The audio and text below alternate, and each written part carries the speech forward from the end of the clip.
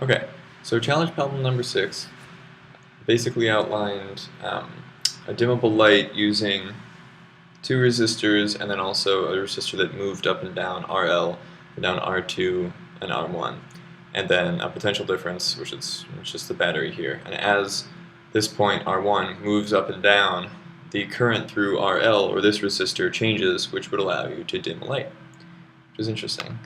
And basically, we started off by calculating the resistance in series, because if you're given a problem like this, you generally start by calculating R series, which is, and we know from our book that R series is just the inverse of, or 1 over R series is equal to 1 over R1 plus 1 over R2. In this case, it is just 1 over R series is equal to 1 over R2 plus 1 over RL. So the entire resistance in the circuit would be R1, which is above this point of connection, plus 1 over R2 plus 1 over RL, which is the inverse of that, which over here, yeah, so R1 plus the inverse of this. Here you just have to cross multiply, so I just cross multiplied first, and then you plug in the values. So it's just R2RL over R2 plus RL plus R1. So that basically is an expression for the resistance in here. And you can plug in the values that you have from here. We know that R1 is equal to A, L minus X, and R2 is equal to AX. And where L is its distance here, and X is the distance measured from the bottom, so it's that. Okay, so we plug those values in, and then we have A, L minus X, which is R1, and then plus the quotient RL times AX, and then RL plus AX. So we know that the current is equal to delta V over R. So we know that the resistance in the circuit is equal to this, so we can say that the current, the total current, is equal to the potential difference, which is just Vs, and then divide that by the total resistance, which is that. Okay, so we want to find the voltage, the specific voltage for the variable resistor. So this is when we start honing in on actually finding an expression for the current of RL. First we have to find an expression for the voltage or the potential difference across RL, specifically RL.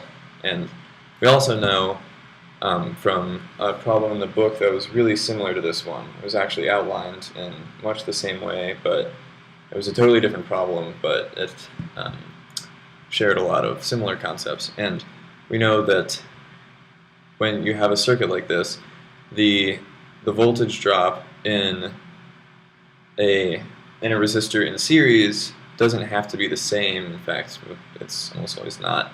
But in parallel, like resistor RL and R2, it's always the same. So let's just, for example, this would be 4 volts and this would be 4 volts and this could be 8 volts or something like that. But these two are the same. These two have the same potential difference across them, and R1, or the one that's in series, does not. Okay, so I think I just tried to say that there. So we know that delta VL, which is this, is equal to I total, which is just the total current going through the circuit, plus RL and then R2, because again, this is going to be the same. So you can plug in the values that we had for the total current, which is this, and then you know that the resistance is equal to this. So, and then this is the expression that you get for the potential difference across this resistor, which is RL. I just said potential V, delta V, or the change in potential, is equal to this. And then to find, and then you just use Ohm's law. So I equals delta V over R, you know delta V, and then you just plug in RL, which is the resistance. So then we have an expression. It's kind of messy because there's a lot, this is a plus sign. It's kind of messy because there's a lot of quotients inside of quotients, but it outlines in the problem that we can plug in anything for Vs, for A, for 2, looks like a 2, for L, and for RL. So I tried at first 5, 10, and then 1 and something, and it was just really complicated. So I tried plugging in 1, 1, 1, and 1, and that was much easier because it reduced to 1 divided by 1 times 1 minus x plus x divided by 1 plus x multiplied by x divided by 1 plus x over 1. This 1 goes away because, you know, some number over 1 is just the same number, obviously. So, again, I guess here I just combine the quotients, and 1 times x is just equal to x, and then you can just combine the denominator. And then you can expand. There, actually, here I just combine these, so it's x times 1 plus x, and then you just go to that.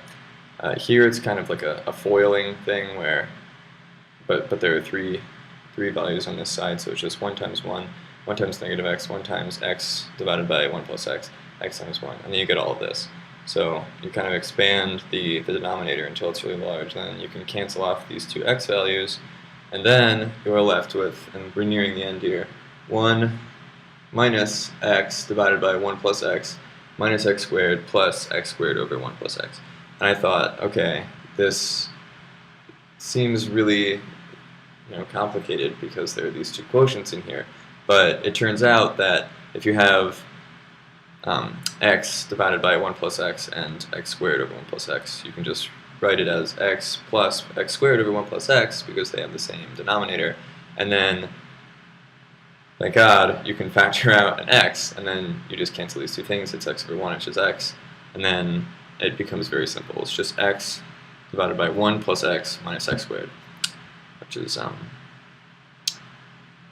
is really simple. And when you graph that on Wolfram Alpha, you get a graph that looks like this, which makes sense because as you pull the if you go back thinking about the very original picture, as you pull down the dimmer, or as you move where RL contacts the other resistor, the difference between R1 and R2, and that distance X gets smaller and smaller, and the distance L on the top gets bigger and bigger, the current would increase, like so.